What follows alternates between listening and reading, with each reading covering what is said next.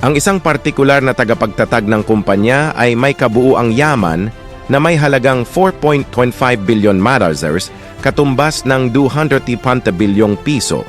Sa sandali ng kanyang kamatayan, ang 250 bilyong piso ay naging zero. Ito ay isang paalala, tulad ng sinabi ng Panginoon, sapagkat ano ang pakikinabangin ng tao kung makamtan niya ang buong sanglibutan at mawawalan siya ng kanyang buhay, o ano ang ibibigay ng tao na katumbas sa kanyang buhay?